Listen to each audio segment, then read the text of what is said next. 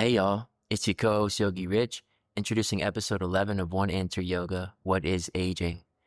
In this conversation, we talk about how aging starts to influence the body and what we can do, how tempting it is to override the body at every turn and push it to do something that maybe it's not feeling to do right now. We talk about the relationship between rest and exercise. We also talk about how food and our nutrition, the rate at which we eat, and fasting all have an influence on our overall beauty. We also talk about certain standards that we hold in society and how those might not work on an individual basis. Well, anyways, please enjoy episode 11 of OneAnswer Yoga. What is aging? One love and peace.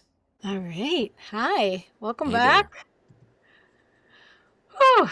We were both just saying we're a little tired today. We drove straight back from Akron, Ohio, and I think there's so much focus on like maintaining your youth and being like full of vim and vigor and we're all going to be young forever. I gotta say, like, making that trip at 53 feels really different than making it at 20. How? Like the comfort, the energy level? Like what were the main things? All of it. Just the whole thing. And like, even like the food that you tend to eat when you're out on the road. And we even stopped at like this little food farm stand to try to get vegetables and fruit to eat. But like, even just the way you eat when you're traveling, like, I just think like our body's resilience changes as we get older. And so I was thinking a lot about that this morning of like this constant drive for youth and health and wellness and what that looks like in the context of yoga. Because even the yogis got old and died. Yeah. Right? Believe it Their or not. bodies gave up at some point. Yeah. So this idea that we're supposed to just be like super healthy and full of vitality till like literally we just like conk over and die, like what's that about? And is that even like a real thing? And does yoga actually say that that's how we're all supposed to be? Because I don't know any of the gurus that didn't eventually pass away. I mean, Yogananda passed away, Gurudev, Swami Satchidananda. Yeah. Literally all of them, I think. I heard. They're not here anymore. And often, I think about like Ramana Maharshi, like his body was riddled with cancer. Like now your mind doesn't have to get caught up in that. So you don't have to be like, suffering because your body is going through something. But I think it's just like the nature of bodies is like they're going to age and change. And so we have this obsession right now. And I'm grateful that like 50 is way younger for me than it was for my parents and my grandparents. Like I really appreciate that. And this incredible obsession we have with youth and staying young. Like on Instagram, I saw this thing of like famous women who were like 60 and like look at them in their sexy dresses and their flawless skin and it's like, but where's the part where we just get to like age gracefully and accept where our bodies are at? I mean, isn't that yoga, like to be present in the moment and constantly reassessing where we're at and just being like, this is the reality of what my experience is right now, and how do I maintain my peace and steadiness within that context of what's going on? Because, and I obviously, I'm still really young. I'm only 53. Yeah. And it's such a different experience than being 23, 33, 43.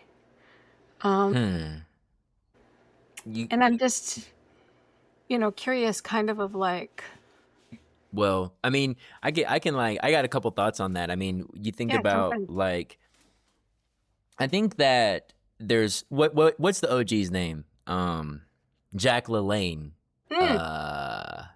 So I would say like even as a kid, we heard about guys like that, that were trying to do different feats.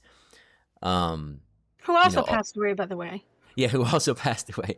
And then there's this died. It was very healthy, but eventually the body did give up. 100%. And I think like it's kind of interesting because we're at this crossroad, like, especially like, you know, the younglings or like our generation, because it's like there's all these guys out there now that have, so there's a lot of science around aging, and like they try to like isolate the aging function in cells. They like try to look at like jellyfish or like other things that don't have the same aging cycle as us. And there's this thing called like telomeres or something like that.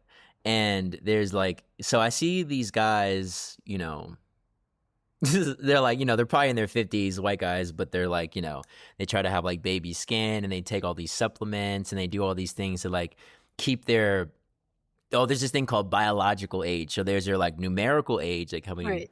but then there's like, yeah, I'm 53, but my cells are 37 or something like that. And what I think it pokes to, or what it like, to me, yoga is about the process, like the daily process, or the cyclical process of life. And I think like in any given moment, we can kind of look at ourselves and be like, okay, should I eat this? Should I not? Should I do some sort of exercise or whatever, or not? Or like within each moment, we can do those things. And I think the idea is that like you can live in a way in which aging will like, the impact of aging will be minimized, like to some extent. But you don't really know how you're going to age. You also don't know if you're going to get injured. I think like a huge part of aging is injuries, like, because like you're saying, like now you're also more injury prone, and you also heal from injuries, less quickly. Yes, less quickly. But I think it's fear. I mean, I think like ultimately it's just like, yeah, fear of the unknown. Like, what it's like to feel like a youthful body, and then as soon as things start to change, you're like, uh-oh, like I need to take testosterone now, or I need, like, which is a lot of like the older guys are doing. I'm not hating on any of this stuff, but I'm just saying this is what's happening. No. Even like steroids, like even like, it's crazy. I saw this video on Instagram. I'll put it this way. A lot of people think strength training is the key, like to longevity. Like we know that you're going to die eventually, but like having a functioning body, a lot of people feel like strength is fundamental. I don't really know why, because it's like Arnold Schwarzenegger, or like some of these like larger bodybuilders that were all about strength, like they're not really in their best position now. But Right. there Because you is can do this, a lot of damage to your body while you're doing excessive strength. yeah. And if you're just doing it just to like, look cute, like you're doing a lot of repetitions, you're doing certain things that aren't like actually beneficial to your overall system. So I do think that like, yeah, we're all kind of destined to age differently. I do think that there is a, you can do like I think if you focus more so on the process, like rather than being like, okay, I'm afraid of aging or afraid of getting older, it's like, what can I do now that'll have my body in a more optimal position, less toxins, etc. And, it's funny that you're thinking of that. Another thing that I was thinking of is like this idea of censorship on large, but also on the individual level, like basically this mental idea of what ideas are good for me to hold on to and what ideas are poor for me to hold on to. Yeah. And then by extension, my loved ones, kids, parents, and then community, et cetera, et cetera. Yeah. And I think we're always trying to censor or trying to like eliminate things from us that make us age, or that are associated with old age, rather than embracing them. You know what I mean? Like, I remember asking my grandma when, however old she was, maybe like late 60s. I was a kid, and I was like, does it hurt to be old? Like, is it painful? She was like, yeah, it's painful to be old, but you don't spend all of your attention you don't spend all of your time paying attention to the pain. Like right now when you're young and you don't have pain often, as soon as you have pain, you're like very much concentrated on it. But I think as you get older, like different levels of quote unquote physical pain, they start to run in the background, and they become less of like a central focus in your life. Yeah. And yeah, to me, aging is more so that. It's more so like, how do you handle pain? How do you kind of roll with the punches?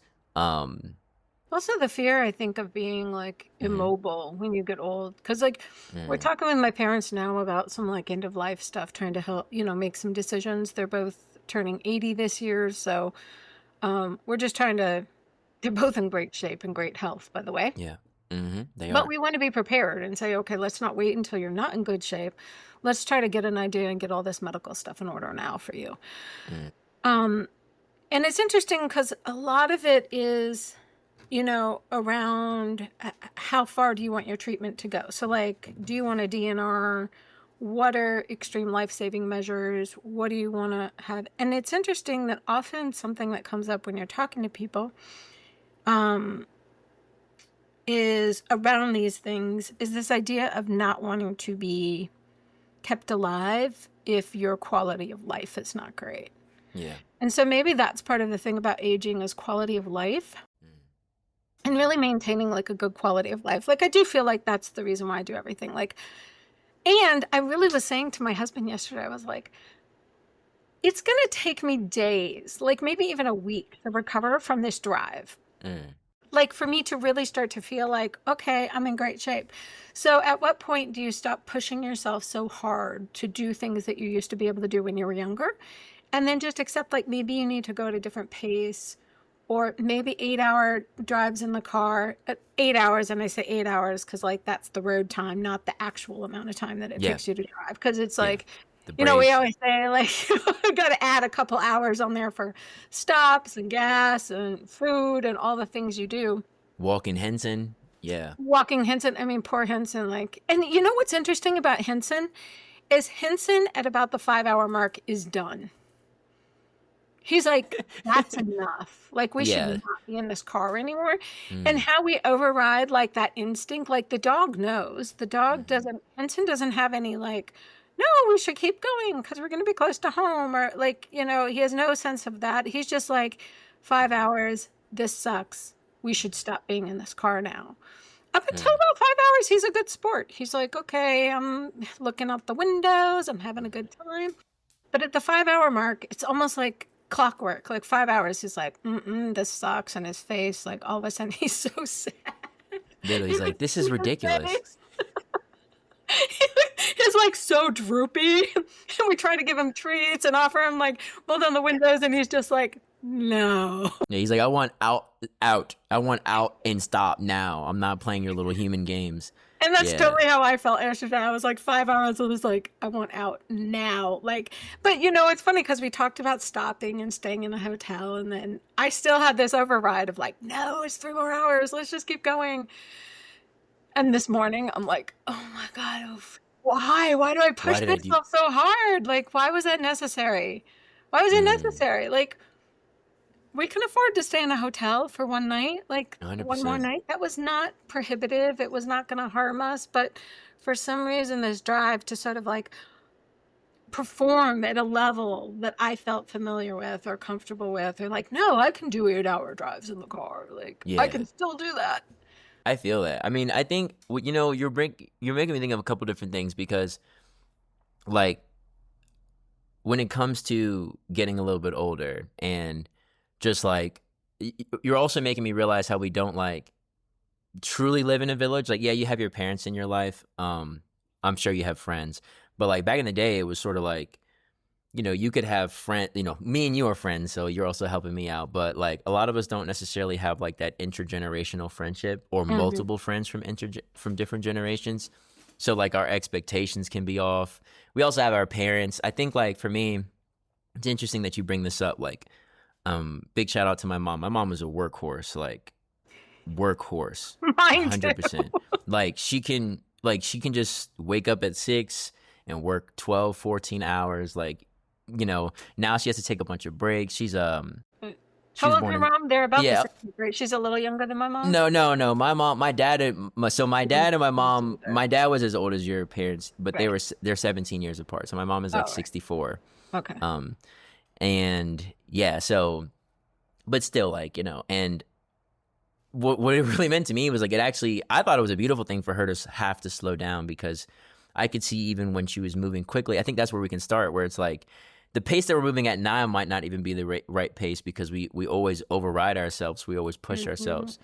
When I think of like, are you familiar with David Goggins? No. Tell me about David Goggins. You can pull up on Instagram on your free time, but David Goggins is, I think he's 50 now. He's probably around your age. And he is sort of like, what I would call him as I would say, he's like a Raja Yogi, like will, like mind over matter. and he's like literally like yesterday he posted, he was just on a run. He always does running videos, and he's running, and he's like, hey, I'm on mile 199 of this ultra marathon. Like, what have you guys been doing for the last 65 hours? He's like, I know what I've been doing.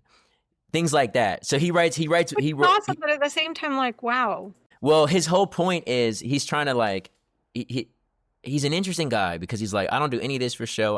I have a full ultra workout. He's an ultra marathoner, and he's a cyclist, and he was a Navy SEAL for several years. And his whole mindset is like, I was a Navy SEAL. As a Navy SEAL, I'm supposed to be physically vicious. Like, I'm supposed to be able to do all these things. And then he's kind of like judging the other SEALs and being like, you know, I got to the SEALs and all these guys are taking nights off and slacking and stuff. Like, I didn't think that's what we're supposed to do. And his whole point of view is that like, this is like a mental callousing. This is like, he says he gets downloads while he's running. Like, it's much more of a spiritual practice and a mental practice than it is a physical practice. But generally, he just tries to like encourage. He's a man. He's probably has more of a masculine audience, especially because of how he speaks. He's like really harsh and stuff like that. Yeah. But he's basically like, you know, cut out the crap in your life. Like, try to like tackle the things that you know you're supposed to do. You're not gonna like it, you know, when it's 4 a.m. and you have to. He's like, sometimes I'll just sit down and look at my shoes for 20 minutes before I put them on. Like, he's just trying to exemplify the fact of like the strength of will. He had like, when he talks about like his SEALs training, like he had 2 broken legs and he had to run miles on them. He has terrible knees. He has no cartilage in his knees. It's just like bone on bone. And he's just kind of trying to exemplify this, where he's like, I don't post about this, but I just want y'all to know, like, you don't have to do this for anybody. You can do this for yourself, and you can set your own standards. So there's guys like that. There's such a weird, like, that's where Instagram's so weird too, right? Like, yeah. I mean, I don't 100%. Know that we should. I admire somebody who does that. That's fine. That's for you. But I don't think we should be like putting those people on pedestals and saying, hey, we should all be like overwriting. Well, he writes a book. So that's the reason why he's famous, is he's an author. So he already wrote a book called Can't Hurt Me, which came out maybe 7 years ago. I could probably look it up. And then he wrote another book, David Goggins books. It's called, Can't Hurt Me and Never Finished. So he wrote one book in 2018, and then he wrote another book in 2022. So that's part of the reason why he like gained a following. But that is very much, I would say that exemplifies the energy that we're talking about, like overriding the body time and time and time again. So then you get to this point where you get into the habit of overriding the body.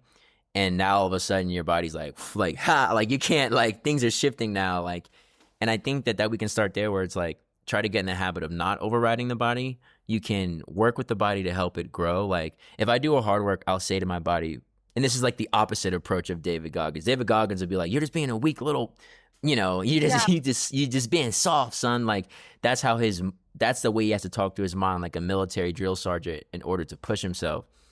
And to me, I'll just say to my body, I'm like, hey baby, like, you know, I like to call my body baby. Like, my body's feminine in our little relationship. And I'm like, you know, hey, baby, we're going to push ourselves just a little bit. Like, we're going to try to grow. Like, we might be sore for a little bit afterwards, but like, just bear with me. I think it'll be for your benefit.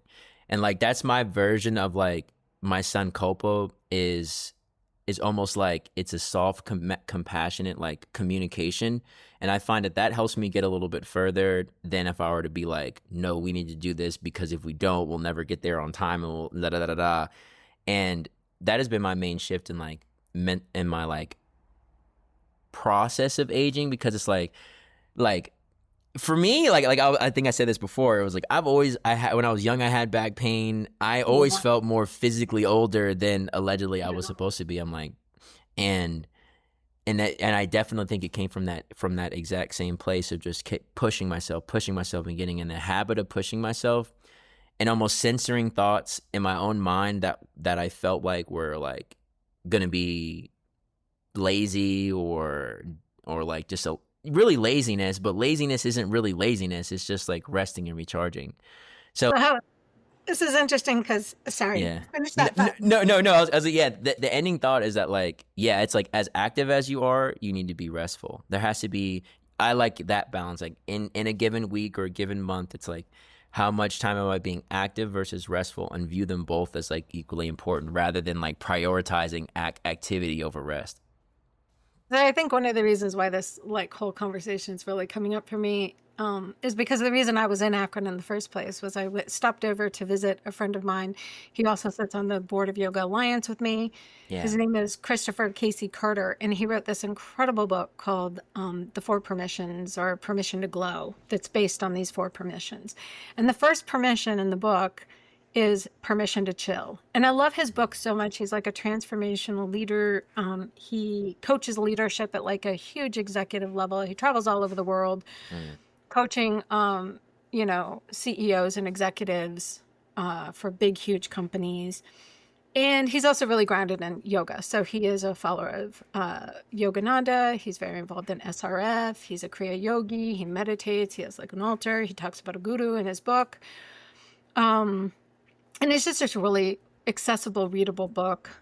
Like I said, I got so excited. I went and bought a bunch of copies to like give to friends around me. But the first permission is permission to chill. And for me, God, it's so funny because I would not really think of myself as somebody, I wouldn't have thought of myself as somebody who was so motivated by doing and needing to accomplish and needing to have some sort of outside feeling of approval or accolades or titles or anything like that. That's just not how I thought of myself. But since I left as executive director and I resigned from Integral Yoga, I found myself really like wanting to jump back into something really badly. And wanting to be busy and wanting to have pressure and wanting to fall back into the habit of executive level pressure. And really forcing myself to be like, no, if you want it that bad, if you feel like you need it that bad, then you definitely get to not do that right now. 100%. Because if it's meant to be, fine, you'll find something like in a year. So I've kind of put myself in like timeout for a year. Where literally I'm like, no, you get to chill. Now, I will say I'm very privileged. We are very fortunate that financially I'm able to take a year off and really just chill. And so I recognize also the privilege in that. And I'm really trying to appreciate the privilege and be like, take advantage of that privilege, because who gets to do that? And there's a million people on this planet that would be like, wow, you're so lucky. I can't believe you get to actually just sit down and read a book on a Monday afternoon. But it's so funny because it is so uncomfortable and it is such a challenge for me to just chill out. And I feel like yesterday the car ride was just like symptomatic of that energy of like, I gotta do, go, go, go, go, go, go, go. As opposed to just being like, no, you don't. You could just stop at 5 hours and just chill. So even as much progress as I think I'm making, then I have a day like yesterday and I'm like, oh my gosh, it's so ingrained in me, far deeper than I really had realized. And really exploring that in myself and just trying to figure out my way through that. And then it gets wrapped up in the whole like pressure of the internet, pressure against aging. Like we're not supposed to slow down. I mean, 50 used to be pretty old, right? You were over the hill. You were on your way to retirement. I was supposed to retire in 12 years.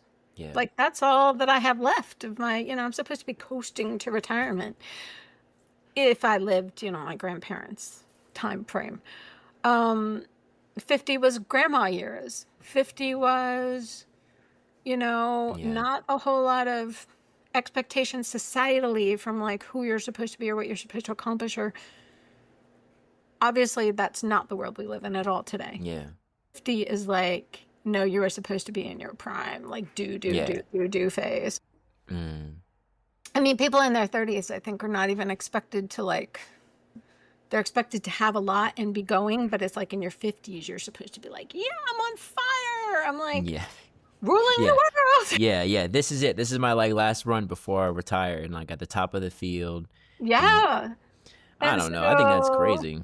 It is crazy. It's crazy. And like, just even getting to just, I mean, again, like, thank goodness we can at least challenge this notion. Like, and I mean, again, like all of what we're feeding to young people with the imagery and the messaging around aging. I think the individual, whatever you want to do as an individual, fine. That's your individual choice. And I certainly appreciate the fact that we have a lot of range of individual choice.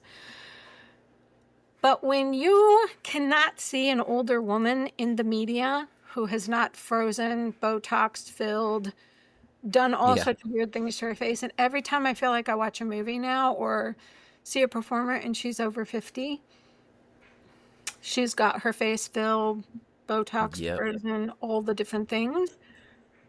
I really feel like then our young people don't even know what a real aging woman's face kind of looks like anymore, because they're seeing so much imagery of like modified faces.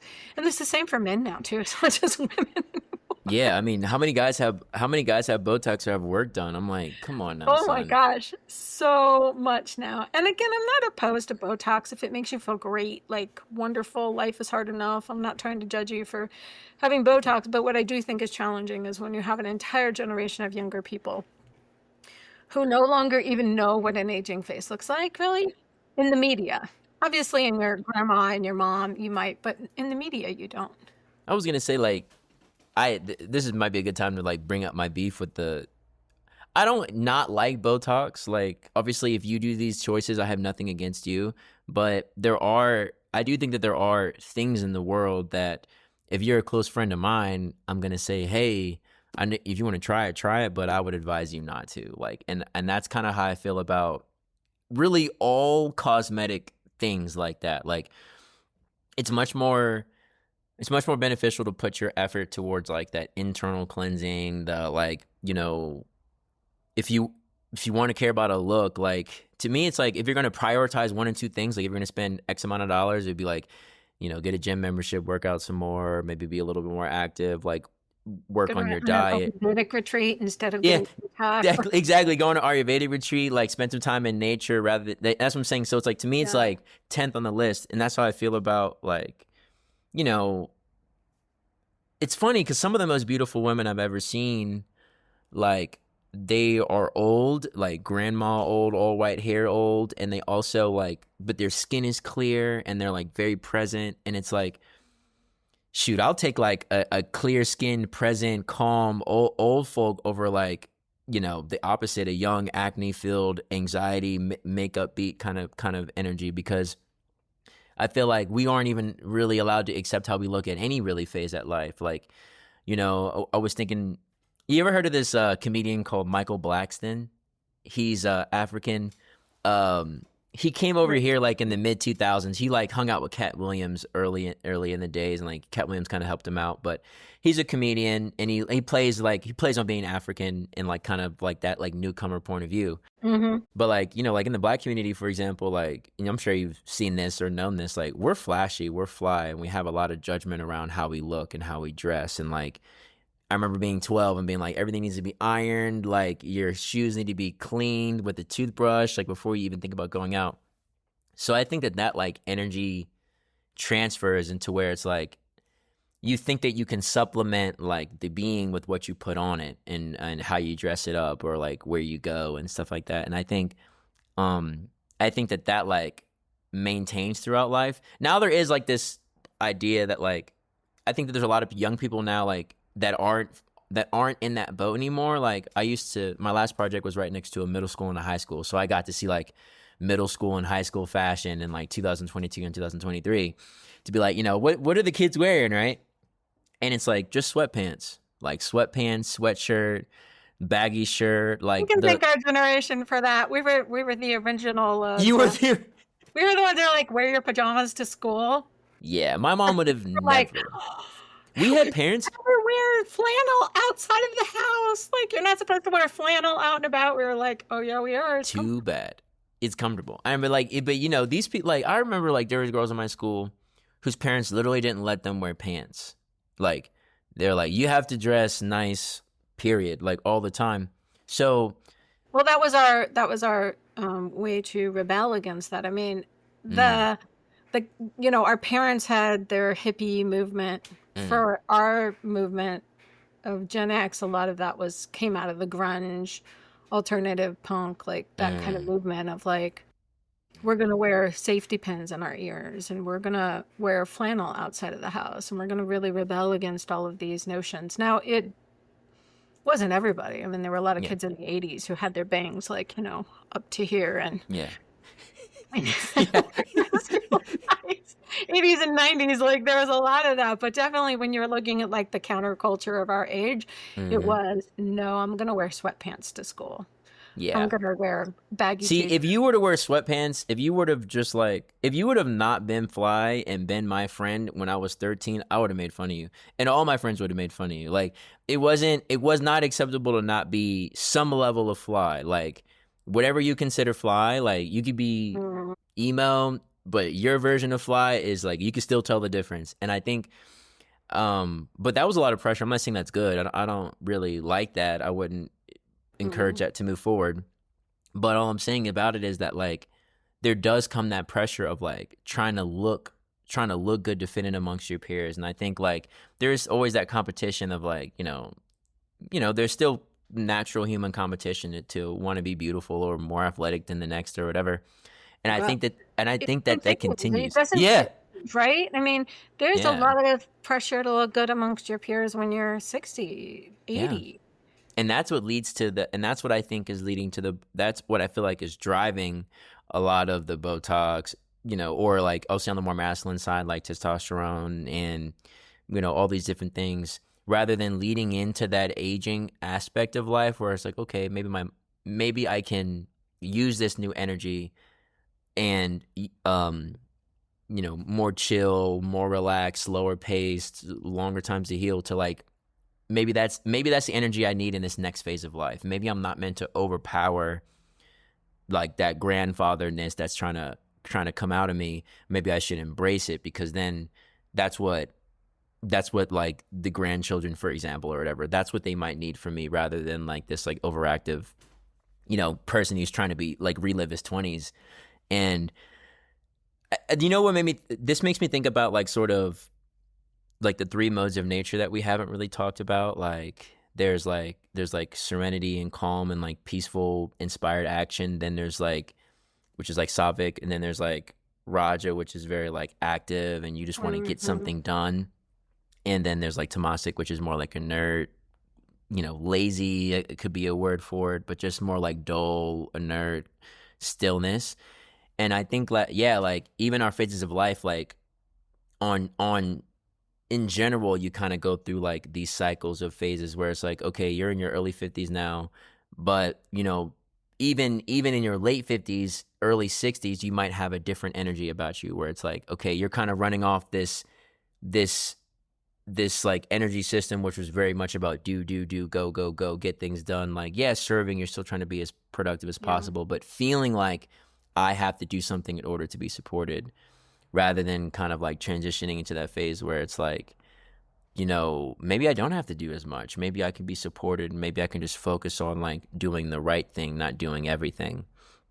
Um, there's a saying in like Christianity, at least my grandma would say it. I don't know exactly. It's like, and I think this might be to what you're talking about is like, the phrase is the devil makes work for idle hands. Right. Right. And I think that's a huge part of our society where it's like, sometimes we feel like if we're not doing something, then like, we can kind of get like tickled and finessed into now like all of a sudden we're not doing anything, we're being super lazy, or like we're doing things that we shouldn't do. And I found, I don't think that's always true. I think sometimes you're idle, but idle is more so like a set of recharging of regenerating, of collecting, so that your next move can come from a space of grace. Because it's like, I still think that like no matter how old you are, like as long as you're alive, there's something for you to do that's beneficial, that's service oriented, but it's not going to be the same caliber or the same texture of the stuff you might have done when you were younger. So um I love that you bring this up because actually goes back to like the three gunas, right? Of tamas, sattva, and rajas. And so so often I feel like in westernized translations of this, sattva is like better than the other two. Mm-hmm. Like it's the pure one, it's the one that's good, the other two are bad. Yeah. But we each have our own innate just energy. And it's not bad or good. The idea is to look at where things can get out of balance and in balance and then bring that into balance. So of course you need doer energy in the world. If everybody was just sitting around meditating, nothing would get done. You Yeah. need to have doers. Like Yeah. there have to be people out there doing things. And just like you need to have the calm energy, and that, the mothers and the teachers can often be like that beautiful kapha energy that's just like, so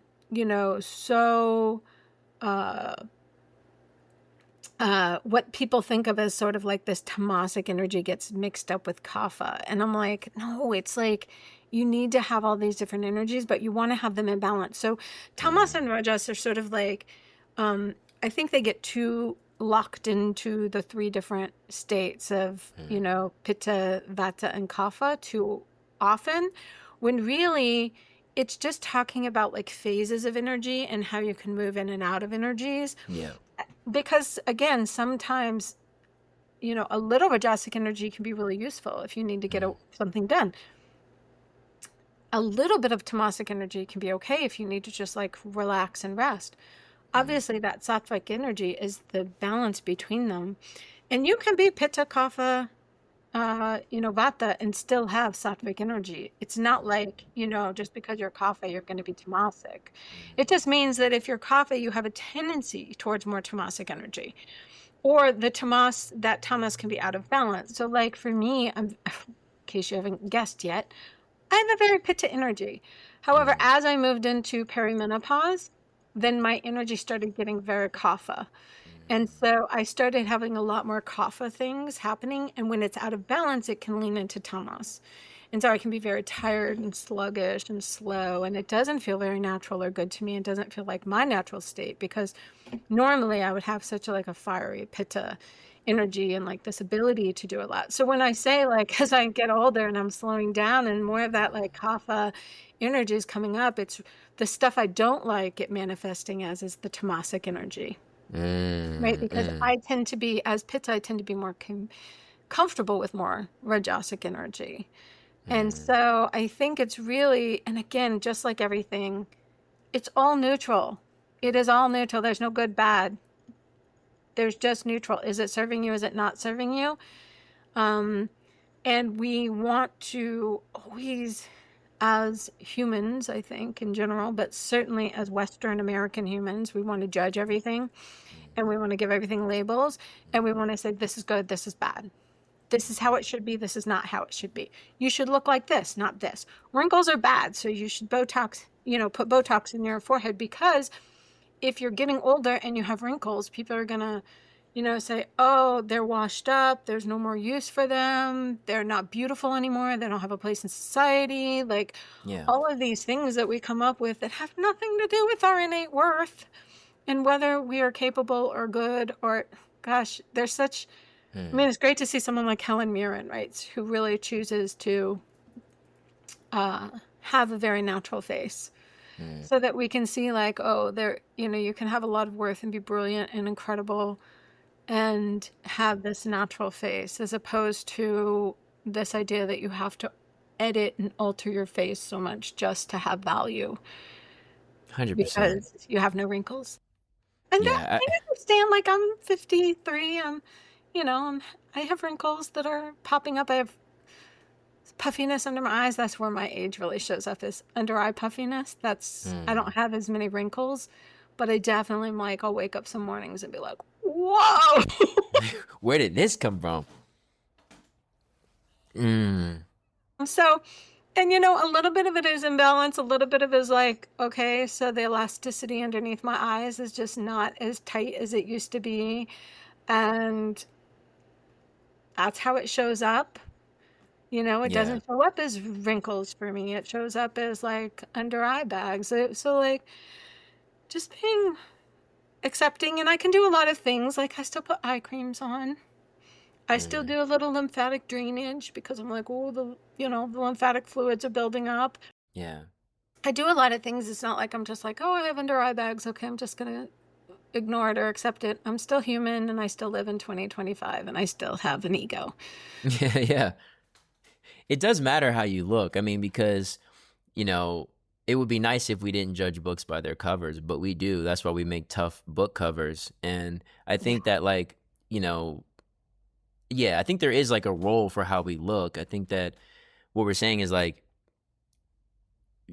yeah, like even for me personally, it's like I try to take a more natural route. Like I typically only use like either water or when I shower, like water or just soap that is like very organic that comes from a Yeah. place.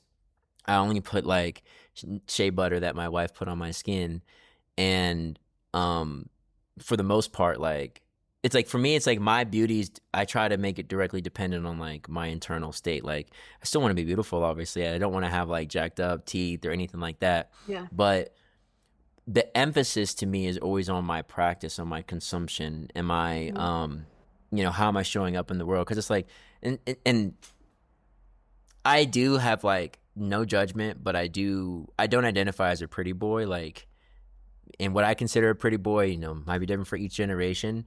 But like, there's some dudes who can't walk past a mirror without like double checking how they look. And, yeah, to me, it's like I would rather just like be dope rather than like look really cool and not be dope. So I think that like, we all have our preferences. We all have like a way that we want to show up in the world, but not like to rely too heavily on that, because like what I might consider beautiful, like for me, I already know for a fact is like, I'm not everybody's type. Like some people don't like dreads, like brothers. Some people, I'm not that super tall. I'm not super big. Like, so at the end of the day, it's like, it just has to be between you and how you think you look when you look at the mirror. And that's why I like to call my body like baby. Like, when I look at her, yeah, it's like when I look at her, I'm like, oh, you're so pretty. Like, I don't know, like, it's just up to me. Like, really, it's entirely up to me. Like, my wife, I do care about her opinion. I do care. I'm not going to pretend that I don't. But other than that, like, I think that we can build those thoughts. And what I've also found too is that I feel like I start to change the way I look to myself, the way that I shift my opinion about the way that I look. Like, I would venture anybody to do this. Like, just stare in the mirror, look at every single aspect of your face. Mm-hmm. Typically, we have some sort of judgment about our face in some way, shape, or form, like wherever it is, and just be like, I really like that about me. And you can just kind of like retrain the mind to not like that, to like it, as long as you know it's not unhealthy, right? Like, if you have really bad acne because you eat a bunch of sugar and eat terrible food, like, I wouldn't say that. I would say try to fall in love with yourself enough to shift your habit. But acne has so much more to do with there's so many things. But I would say a lot of people who are post, like, there's hormones, right? Because I think women typically there's hormones. But I'm speaking to the skin and not exfoliate. I mean, I'm speaking to the fellas here. Skin, so yeah, there's a lot of reasons, but definitely like eating a cleaner diet and cleaning a diet, drinking water. Like, you can, like, for me, it's like, and I can only speak about myself and people that I'm around. It's like, in fellows more generally, it's like, if you eat something, like, for me, I'll eat a certain food and the next day I'll break out. And I'll be like, okay, I'm breaking out, and then I'll fast or drink more water or not eat that food again. And then my skin clears up. Sun exposure too, I think, everyone's a little bit different, but sun exposure, sweating, certain things like this, these also help purify the, they help purify the skin and the pores. So it's like, I know often in life, like, we try to ignore and put makeup on. We love sugar for, young lady might love sugar, for example, so she just puts makeup on. And then my mom was also very anti-makeup, so that might be informing how I feel about this. Like, my mom did not let my sister wear makeup until she was like 14. And she was very anti-makeup. She was like, you just need to learn how to be beautiful straight up. And a lot of the products that people put on their face end up jacking up like that face and what you're trying to make look more beautiful. Yeah. So when they try to hide stuff, and a lot of time it comes from like not knowing. People don't know how to improve their health or their skin. And like you said, I mean, some simple things to start with are just allowing your food to digest properly. So even if you don't feel like you can do full fasting, just eating a little bit lighter or having foods that support your body. And I'm surprised how many people, even yogis, don't really understand about proper nutrition and, just how whole foods and whole form can really support your body. Like God made food as it's meant to be eaten for the best, way to absorb it. Like a piece of fruit, once you juice it, not to say you should never juice anything, but once you take that orange and you change the form of it, it no longer has the beauty and all the complexity that God meant for you to, or the universe or whatever. Yeah. Mother Nature, science meant for you to absorb it and be able to eat it. And so water is the same thing. Water doesn't always have to be water. Water can come from your fruits and vegetables too, which I think is really important, making sure that you're getting, because water in and of itself is really important, but we don't always have access to water historically, right? Like, so you have to find that hydration from your fruits and vegetables, and you can eat a lot of your water to eating watery vegetables and fruits. That's why celery, cucumbers, watermelons, fruit can be so powerful for. You're making me think of this woman on Instagram, like, I don't know how old she is, but she's probably a couple years older than me, beautiful, baddie, whatever. But she preaches that, like, she's like, I don't drink water. She hasn't drank water in like 3 years. She gets all her water. She lives in like tropics too.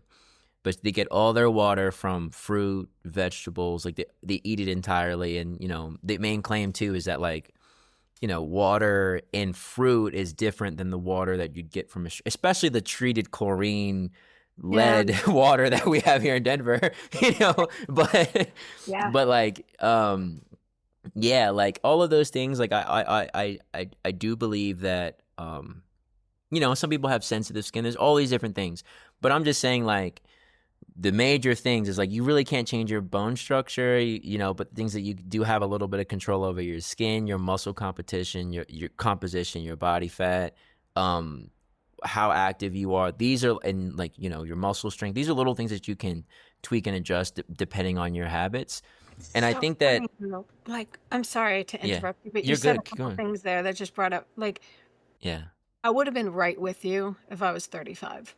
Yeah. I would have said, oh, I've got so much control over my body fat, my activity levels, all of this stuff. As you get older and all of a sudden things start happening to your body and your body starts changing, and all of a sudden you're like, I got hip issues. I can't walk anymore. Yeah, 100%. That's like a whole nother game. Or like being overweight. Like, that's the one that really gets me too, is like fat levels. Like, everybody's like, you should be able to control that. Just eat better. Just fast a little more. So true when you're young. Like, I found like it was so easy to just like drop a couple pounds or to change my composition when I was young. But then as you get older and your hormones change, and for good reason. I mean, there's, belly fat holds a lot of estrogen. As our estrogen drops, our bodies are going to need more belly fat, especially as women. But there is no amount of fasting in the world. I've done week-long water fast. I have, gone months where I only ate one meal a day.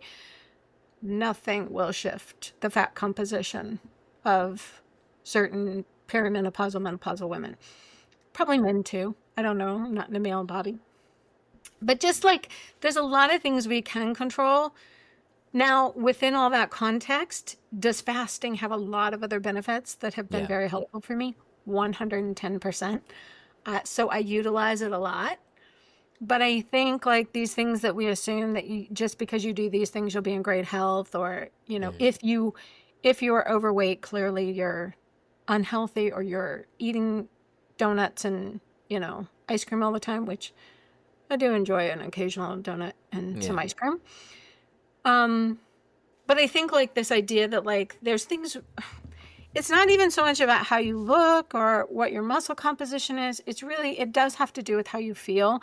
And that's why I was saying the things I eat when I'm on the road, even the way I eat, maybe I'm just eating green beans, right? I was popping green beans yesterday. I was just eating them, but I was probably eating more than I needed to just because I was bored. Yeah. So I was just sitting there, like, chomping on green beans. Like, I wouldn't just sit and chomp on green beans. And I maybe got too much fiber. Or maybe something I ate yesterday, like I didn't have enough water. And so I woke up this morning with a little bit of a headache. So it's even, I'm talking about like water and green beans, which everybody's like, no, if you eat water and green beans, of course you're going to be healthy. But there's a lot of other factors that come into play. And so I just think like trying to find for your own body. And unfortunately, no doctor, no diet, no person outside of yourself can really tell you what that balance looks like for you. You really, I mean, it's the work you get to do for yourself, because for what's so good for one person is not going to be good for somebody else. 100%. And that's the beauty of Ayurveda.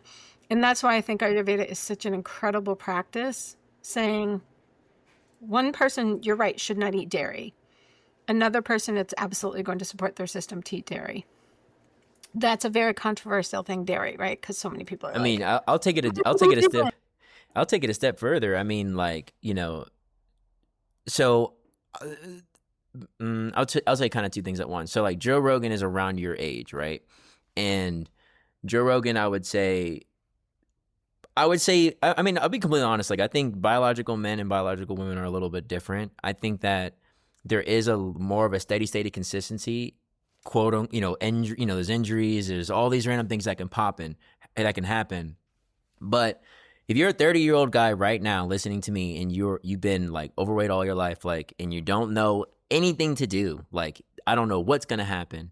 Like, I would say ketosis is the process in which your body burns your fat in order for you to survive. So it would be impossible in a way to be in ketosis and still be alive and not burn fat, because that's the only way that you would live. So for me, when I first, and I would say even grief. I mean, how many people lose weight after their partner dies or they have a big breakup? You're like, I would like, even me, like I lost, and this is not about weight loss. I'm not trying to make it about that. But what I am saying though, because I was in ketosis, literally we were keto for a year. Yeah. I was in ketosis, like we were literally testing it. I was in ketosis for a year. Dee wouldn't get into ketosis at all and was losing so much weight. I was in ketosis for a year and did not lose a single pound. Not 1 pound. It was like, how is that even humanly possible? But again, that's the difference a little bit between age ranges, weight, hormones, other factors that can come into play.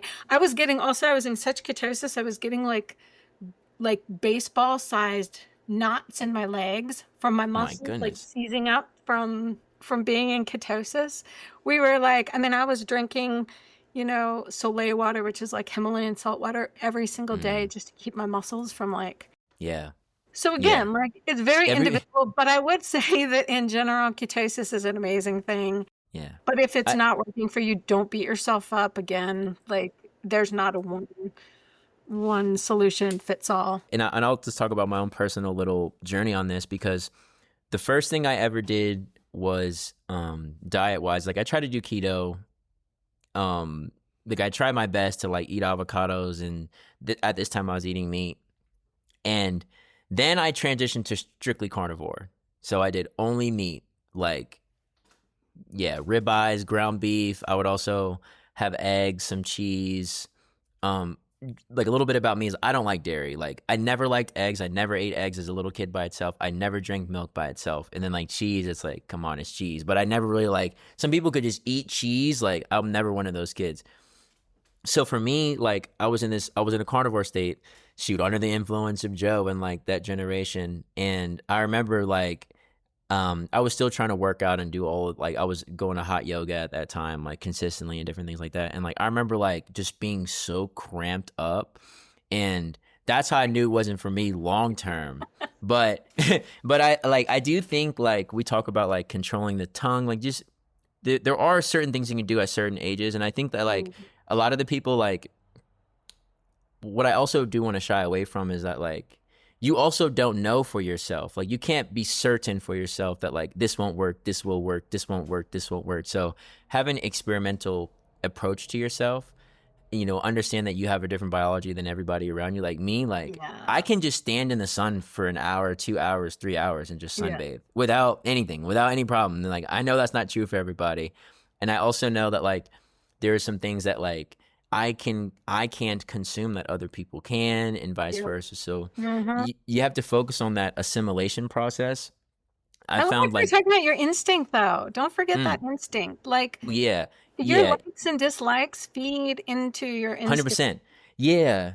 You will know a little bit, and if you can override like the mind chatter and get down to like really what your instinct is telling you, because often, and this is the thing I love about Ayurveda too, is it's often listening to your own cravings, desires to feed into and help you understand what's happening in your system. So like if you're like, wow, I'm really craving cheese, okay, what does that mean? Let's look at it and see what could possibly be happening and what your body needs because you're craving cheese. Or sometimes like I crave celery and I'm like, why do I want to eat celery so bad? And then I'm like, oh, my electrolytes are probably a little bit off. Okay, that's good information for me Yeah. to know. So I know it's harder. It's harder. It's be so nice if you could just listen to Joe Rogan or Yeah. Yeah. Like, no. Charles or whoever the latest fitness, wellness, diet guru is in the world and just do what they tell you to do. But unfortunately, if you really want to have health and wellness, you're going to have to figure out for your own Yeah. self what that looks like. And I would even say for Because me, again, somebody totally like you, maybe something would work for them. Maybe this is why I also think like, I'm sorry, I'm just you jumping good. around, but this is why I think like even different yoga styles can be really useful for different people. So some people are going to want like a more Ashtanga paced yoga style.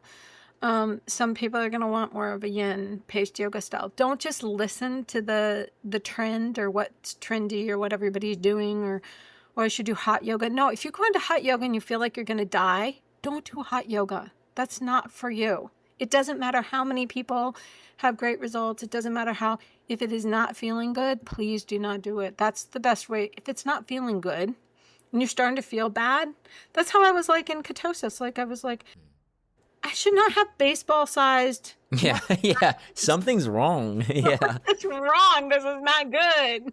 My body does not like this. It took me a long 100%. time, months, because we were so determined thinking it was going to help some other health stuff. But it took me a while to be like, this, it's easy for me to snap into ketosis. I can go into it far faster than most people can. And I was having some really serious side effects from it that were not great. 100%.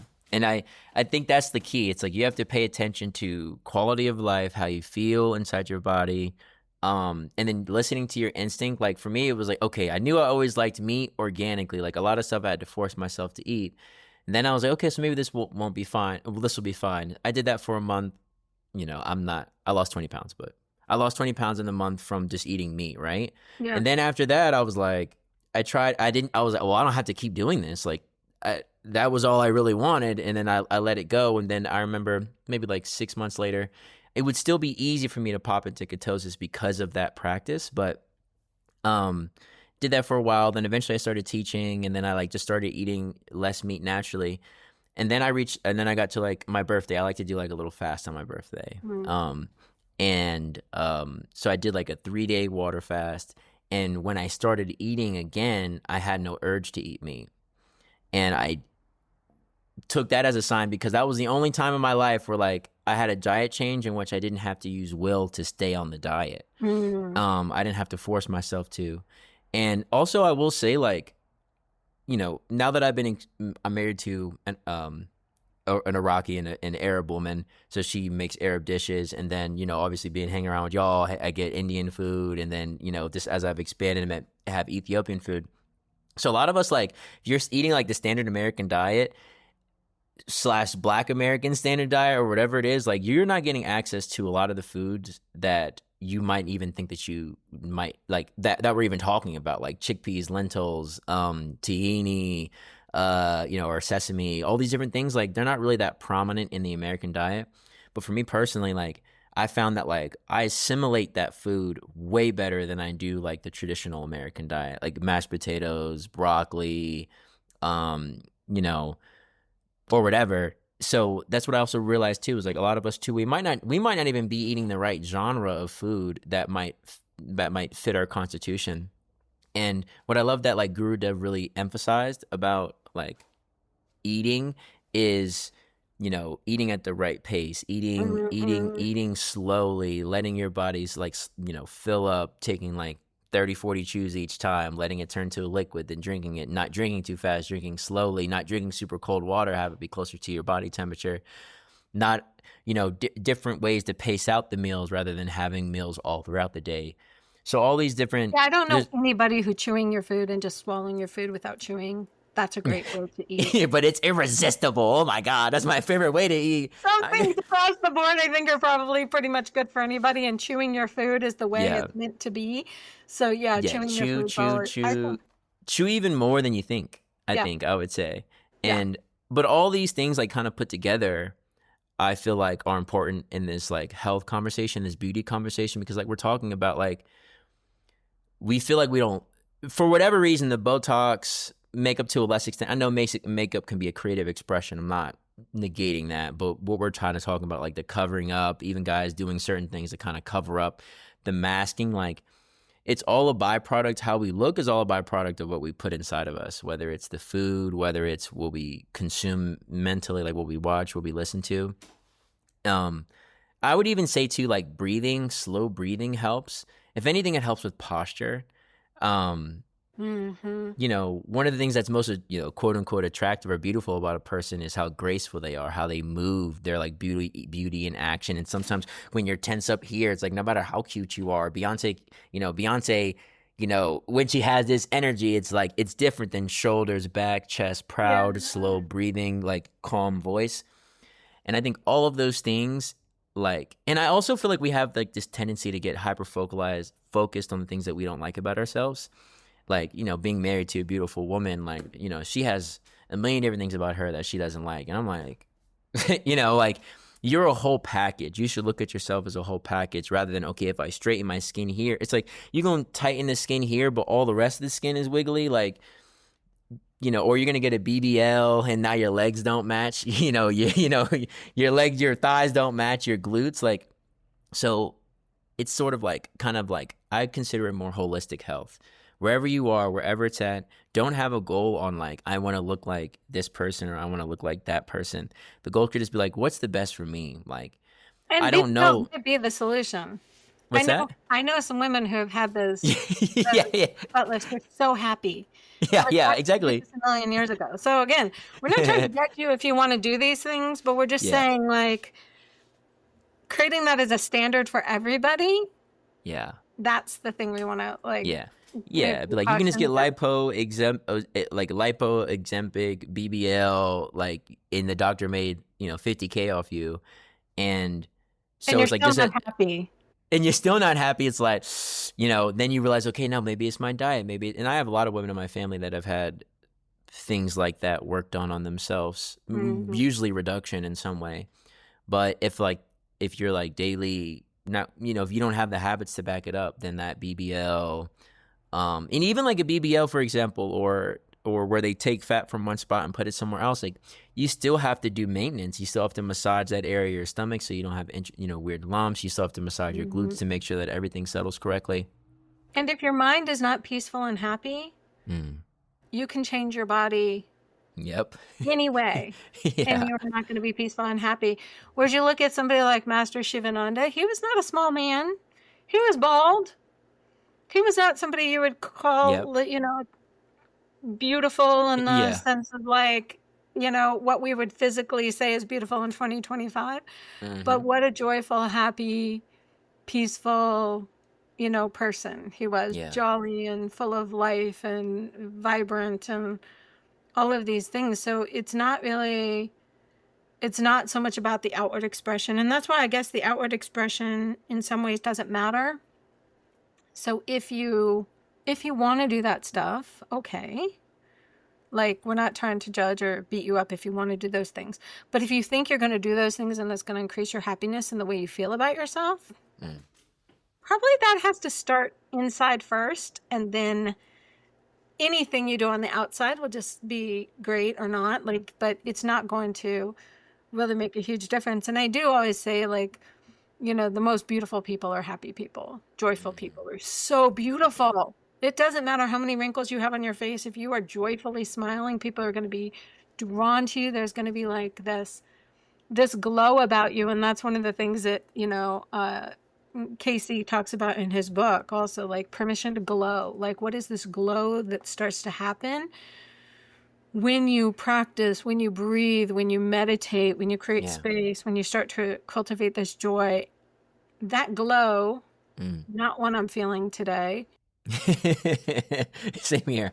We're not feeling so glowy today, but but that glow, that is the one. And so that's why I guess when I think about like how I feel today, it's not even about the limitations or the tiredness or what I can and can't do at 53. It's just sort of like, where was my glow? Like, was my glow improved by the fact that I pushed myself really hard yesterday? Or would my glow have been improved if I just allowed myself to stop and rest?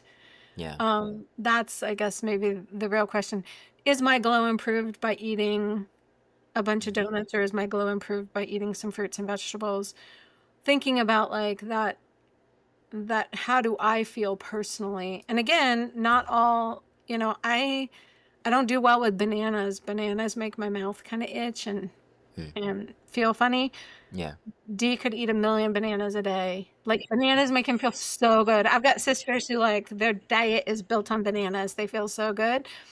But if you were just looking at fruits and vegetables, you'd be like, oh, bananas are good for you. No, not necessarily. So even things that you think are quote unquote good for you could maybe not be good for the individual. Yep. But definitely some things like breathing. I think chewing your food is a pretty safe one. Nasal breathing. I would say breathing. like breathing. it even changes your face. Like it changes the anatomy for your nasal system. And I think, getting oxygen to your skin is never a bad thing. I mean, we literally do like these oxygenated facials now in the industry. You know what else can oxygenate your skin? What? Breathing. Yeah. And that's free. Exactly. I think, we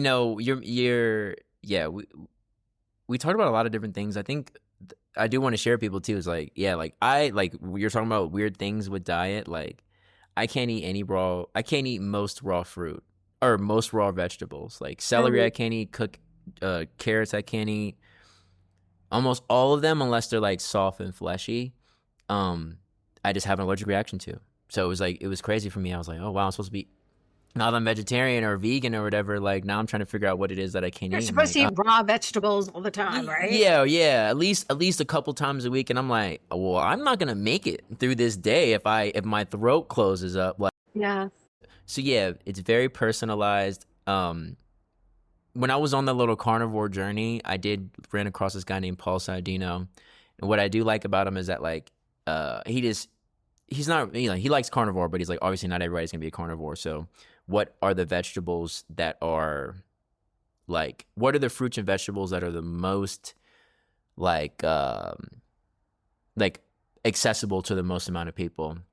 And so like you can kind of look at like you can just look at each of the categories of fruit and vegetables, like legumes or like seed. I don't know all the categories now that I think about it, but just like there's all these different categories of food, basically like tomatoes or zucchini and all these different things. So figure out I would say try to try different groups of food. I know when I used to eat meat, and I know a lot of people might eat meat still.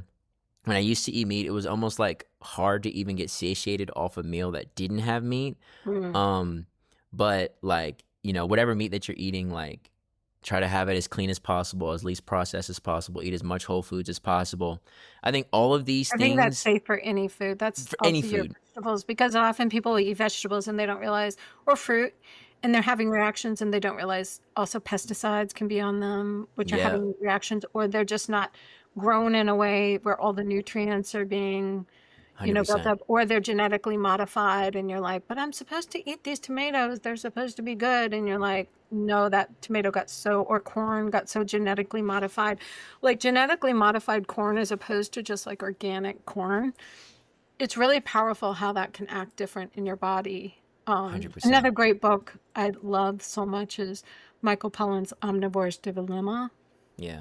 Talks a lot about food and like even how your vegetables, why vegetables can feel like they're evil. for some Yeah, people. yeah. Paul was like, he was basically saying like, his main emphasis is that like vegetables don't necessarily want to be eaten. Like No. the vegetables that if you eat them they die.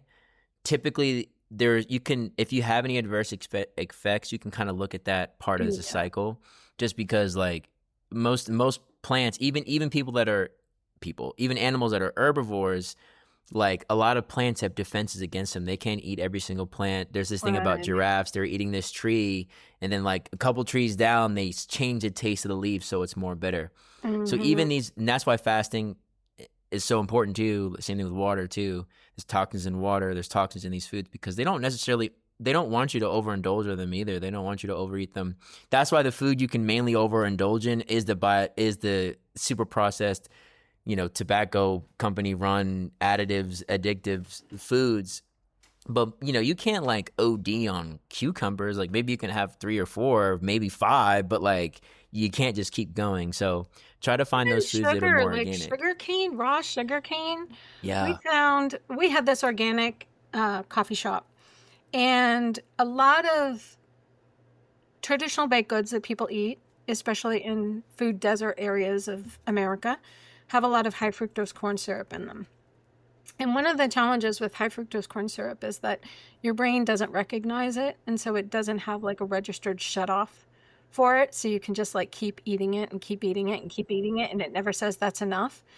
And so people would come in and they would get, these baked goods from us. And they'd be like, wow, this is so big. It's so yummy. I'm going to eat the whole thing. And then they would get part of the way through it and they'd be like, I can't eat anymore. What's going Yep. on? And we'd be like, Yep. well, that's because, your body is experiencing a cutoff. It says, that's enough sugar for me. I'm done now. I don't need any more of that sugar. And so when you use again, whole foods in their wholest form you can possibly find them, like the least processed sugar from sugar cane, raw sugar cane that you can find. I don't know if you've ever chewed on raw sugar cane.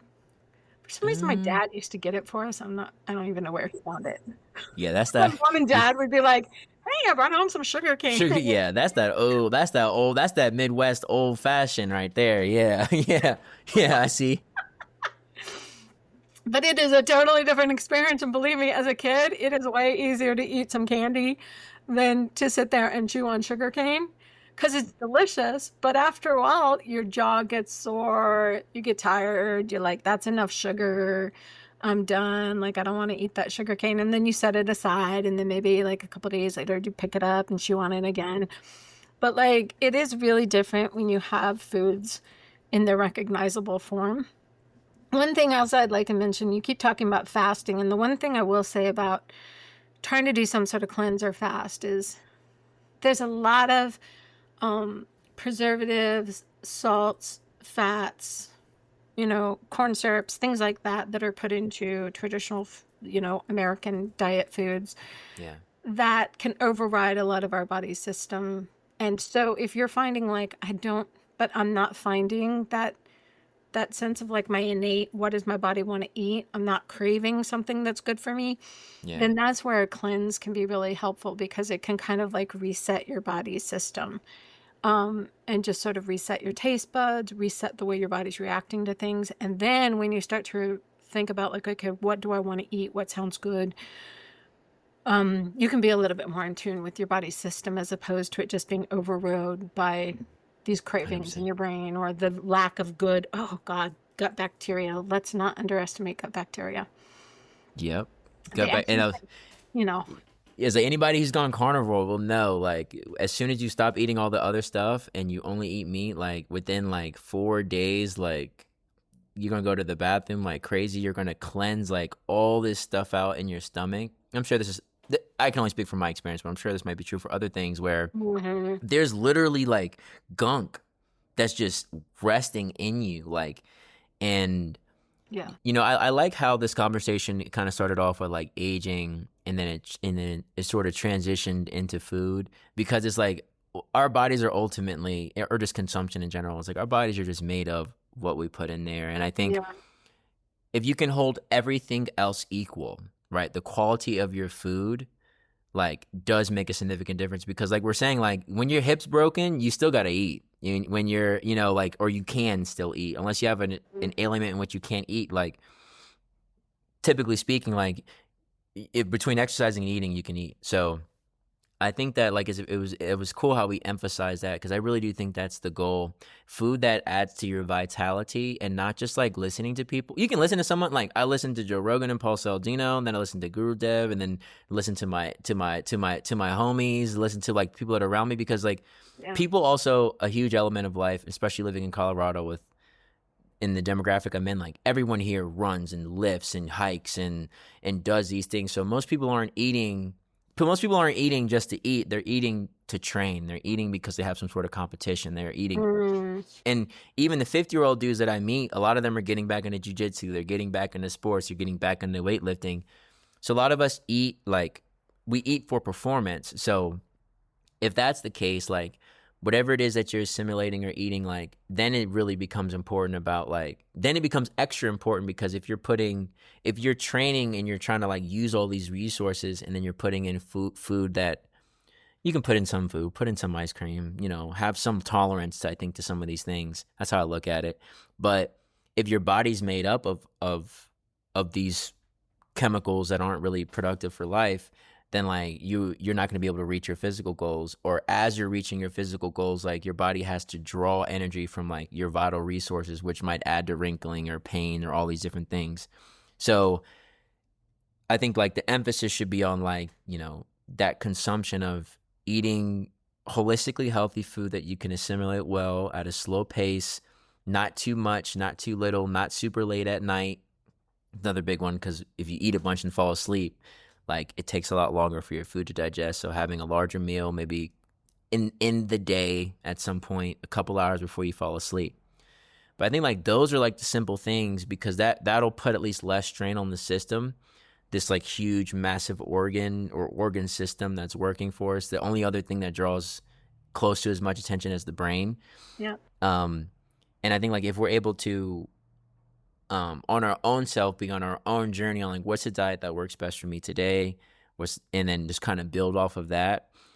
Like, I'll have people that'll come up to me and they're like, what about your macros? How many calories are you ingesting? Like, what about how many grams of protein? Like, all these kinds of things that are, they're all, like, in the nutritionist space.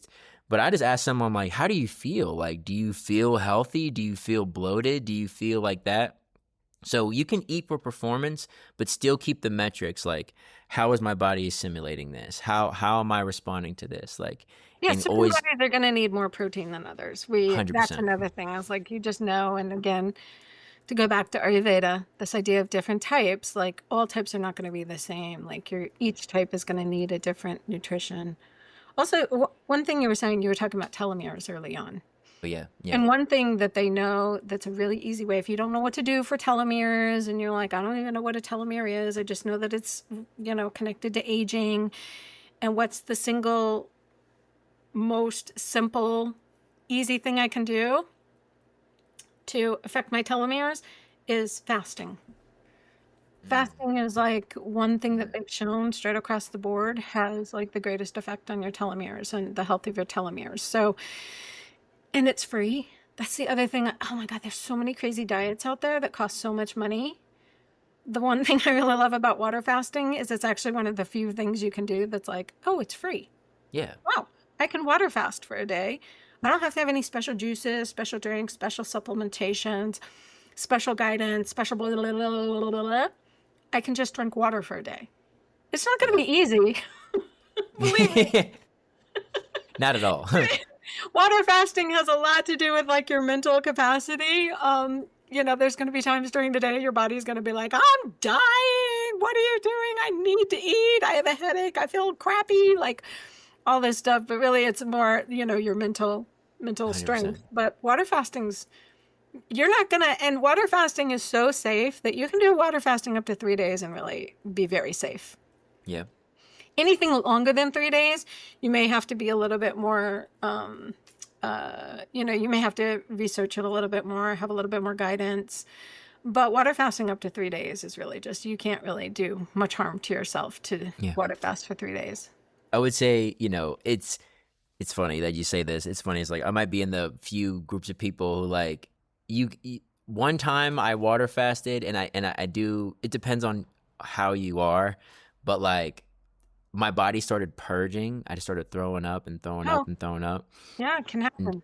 yeah, so like I'm not trying to like make it sound bad, but this was like, to me it was awesome. I mean, you can even feel sometimes you're like, oh wow, like my body's only addressing this because like as you're fasting, your body's just trying to make your immune system's trying to make your body more optimal, essentially, and it's trying to get rid of things that aren't beneficial to your success. And I think that there's like toxins that can only come out when you give your body a chance to stop eating and then cleanse. And then obviously the water helps a lot. You can drink hella water, like water till full, drink water consistently. I would even add in breath work every now and then to just kind of like help with the detoxification process up to your capacity. Whether it's deep breathing, rapid breathing, depending on how you feel, obviously. But And if these are you want things to that, get a glow back to your skin, yeah, buddy. Yeah, I'm like that post-fast look young skin. real fast. Do some water fasting. Do a water fast. Yeah. So yeah, I would just say like, yeah, on the second day, and also like when you're fasting, don't expect to do like every single thing that you did before. I would take it easy. Let like a loved one know, like, hey, Yeah, consult with a doctor if you have any kind of. I should always say that. Again, consult with a we're not doctor. doctors here. Yeah. Everything Yeah, make your appointment with your doctor and wait 6 you need to months. Yeah, consult go with ahead. a physician before you take any advice. Yeah. But definitely, if you have any health issues, if you're diabetic or anything like that, you should definitely make sure you're consulting with your physician, or have any autoimmune stuff or anything like that. But for The glow, most part, it's pretty easy as far as like simplicity. You don't have to have any special equipment, but your mind will. You will have to manage your mind. Yeah, I was like, the last thing I want to say, I guess, about the glow is it reminds me of like vitality and magnetism, right? Because everything's kind of correlated where it's like, you're glowing. You could say like you feel more alive. There's food that you eat, like a big bowl of pasta, for example, that I would say like, typically speaking, could diminish your glow, or like it just makes you tired. It's more of like a depressant. It doesn't necessarily like pick you up after. There are times and places for meals like that, but if you can just like pay attention to your meals and be like, okay, after I eat this meal, do I need to sleep for 4 hours, or do I need to rest for like 20-30 minutes, like, and also have that be a portion of, or a measurement in which you can like measure vitality in your life. It's like if every time you eat, you get super tired, you still feel super full, super lethargic, that might not be the diet for you to have like a vital lifestyle, to have more energy in your days. And emphasizing vitality just across the board helps with all the other goals. Like if you're trying to be fit and exercise, like you need to have energy. You need to feel light and on your feet and able to do that. If you're trying to have a new job, a relationship, business, whatever it is, like vitality is always going to be beneficial. And I think what we're saying is like, I've seen people literally where it's like, yeah, they might not look the most healthy or whatever, but you can just tell they're full of life. Like they're glowing. They have like almost like this, like what is, like if you look at a light and you close your eyes and you can still see the light, just like as an effigy or something like that. But they have like this aura about them that is like what Swami Satyananda used to say, like cosmic beauty. And it's all, rather than having cosmetic beauty, emphasize cosmic beauty, like have your whole being be beautiful. And yeah, I think food, what we consume, and also having like an experimental attitude, not thinking that all of the people before us have it figured out, but just know like my sister might like bananas, it might not work for me. Yeah. Try different types of food, experiment with your food. I would say that's another big thing. Try to cook different types of food. Don't be so rigid about it. Like, it's yeah, okay. Don't be like, I love Chipotle and I'm only going to Chipotle. Like that's not. You can do it, but have that be a phase. Try different things. Try different cultures of food. I do a lot of water fasting, but I also drink coffee every day. Yeah. So what I do is usually I have some kind of milky substance in my coffee. It varies what that looks like. On the days that I water fast, I'm not going to water fast so long that this is about me detoxing from caffeine, because I'm not trying to like, give up caffeine long term. I use it a little bit to manage, depression, ADHD a little bit. So what I do is I just drink a cup of black coffee. Now there's lots of people who are into water fasting and be like, absolutely not. You can't have anything like that when you're Don't be so rigid. Like, figure out what works for you. I want to be able to water fast. I don't want to be so sick with a headache the whole day that it deters me from ever wanting to do it again. So I just have black coffee in the morning, and I just, it's not my favorite way to drink my coffee, but I'm just like, okay, I'm just going to do this a little bit medicinally this morning. So that then it allows me to comfortably be able to fast that day, as opposed to just going through like caffeine detox the whole time, which is not the purpose of what I was trying to. Now, if I want to do caffeine detox, that's a whole nother thing. And I've certainly done it many times in my life. But again, you don't have to be so rigid about it that you're driving yourself crazy. So it could be black tea, like just don't put anything in it, sugar or milk, but you can have just like plain black tea or plain black coffee if you need to, because you're addicted to caffeine, like me. I feel that. I mean, look, I like THC, so I'll have like a J every now and then and just drink water primarily, or like, whatever it is for you. Like, you just have to monitor yourself and be like, okay, other people have done this, but I might not have done this before. So you have to just be very patient with yourself, pay attention to yourself, and keep your eyes on the ball. I even say like mantra too, like, in closing, and sort of like, it's hard for me just to do a fast. I have to like also do like some sort of mental practice to be like, okay, I'm fasting, I'm cleansing, or let's say like I'm doing a smoke break, for example, or however you want to look at it. It's like, I'm sober, or I'm doing this, and I'll just kind of repeat it into my mind. It's like, what am I fasting for? I'm fasting for purity, or I'm fasting as an offering, even, it could be a part of your spiritual it's practice much more too. like all the gurus or yogis say that having the intention before you go into any kind of cleansing practice is going to make it much more powerful. Yeah. 100%. So yeah, I mean, that's all I got to say really for now. I mean, we could talk about this topic forever in every different direction, but I hope this gave you all a little bit of inspiration just to try it out in your life, just to increase your own level of. I had no idea we were going to be talking about fasting so much when we started this conversation, but maybe that's a key for you and I. Maybe we get to even intermittent, even just skipping a breakfast 100%. or dinner or something like that, so you kind of feel your vitality coming back. So yeah, I think I'll be doing a little water fasting myself today to kind of increase my vitality. Oh yeah, I might have to join you. Cool. All right, well, thank you. Yeah, anything else you want to say? Peace.